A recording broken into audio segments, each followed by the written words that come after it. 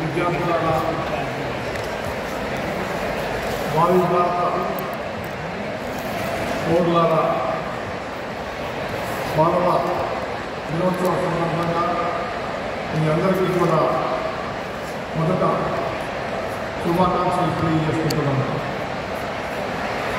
ఈరోజు ఈ కార్యక్రమాన్ని ఆహ్వానించడానికి ఆర్గనైజ్ చేయడానికి ఈ సంస్థ నిర్మాత పూర్ణచంద్రరావు గారు, అదేవిధంగా ఈ కార్యక్రమాన్ని చేసేటటువంటి రితురాజ్ ఐపీఎస్ డీసీపీ మదాపూర్ గారికి, ఈ కార్యక్రమంలో పాల్గొనవలసినటువంటి విద్యా సంస్థల కార్యనిర్వాహకులకి, తల్లిదండ్రులకి, ప్రత్యేకించి అధ్యాపకులకు, చిన్నారి బాలలకు, విద్యార్థులకు మీ అందరికీ కూడా నా హృదయపూర్వక శుభాకాంక్షలు. మీకు ఏ భాషలో మాట్లాడితే సౌకర్యంగా ఉంటుంది అని చెప్తే తెలుగా, ఇంగ్లీషా?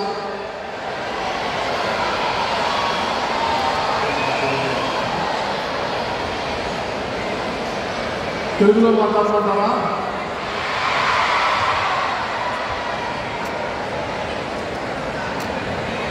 ఇంతమంది ఉత్సాహవంతులైనటువంటి విద్యార్థులు క్రమశిక్షణతో ఈ స్టేడియం మొత్తం ప్రతిధ్వనించేలాగా ఆనందంగా ప్రేరేపిస్తున్నటువంటి మిమ్మల్ని అందరినీ చూస్తుంటే ఈ దేశం యొక్క భవిష్యత్తు ఎంత ఉజ్వలంగా ఉండబోతుంది అనేటటువంటి విషయం అర్థమవుతుంది. వాస్తవానికి ఇలాంటి యువకుల గురించి ఉద్దేశించి మాట్లాడుకునేటటువంటిది పెద్ద సాహసం లాంటిది. ఎందుకంటే మీకు ఎటువంటి తారతమ్యాలు కానీ, ఎటువంటి నిషేధాలు కానీ, ఎటువంటి లెక్కలేని ఇది కానీ లేదు. ఎందుకంటే మీరు ఈ వయసులో ఉన్నప్పుడు ఎవరినైనా ప్రశ్నిస్తారు, ఎవరినైనా ఏదైనా అడిగేటటువంటి ధైర్యం దమ్ము ఉన్నటువంటి వాళ్ళు. పసి హృదయాలు లాంటి మీరంతా కూడా మహాకవి శ్రీశ్రీ చెప్పినట్టు వాన కురిస్తే మెరుపు మెరిస్తే ఆకాశం అవన్నీ మెరిగిస్తే అవన్నీ మీకోసం అనుకునేటటువంటి జీవితం గడుపుతున్నటువంటి మీ అందరికీ కూడా ఇవాళ మిమ్మల్ని ఉద్దేశించి మాట్లాడేటటువంటి అవకాశం రావడం చాలా సంతోషంగా ఉంది. మరి ఈ యువతరానికి నేను ఇవ్వాల్సినటువంటి సందేశం ఏంటంటే, మీకు నాకు దాదాపు 50 సంవత్సరాల అంతర్యం ఉంది.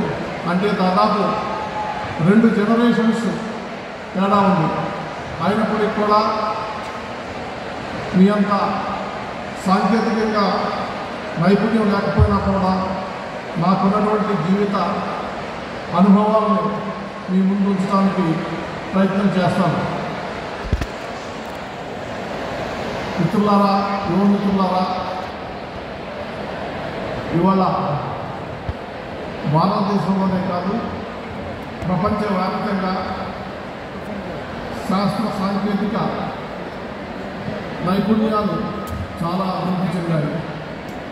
మరి గతంతో పోల్చుకుంటే ఈ జనరేషన్ అంటే ఈ తరం సాంకేతికంగా చాలా ముందడుగులో ఉన్నాం.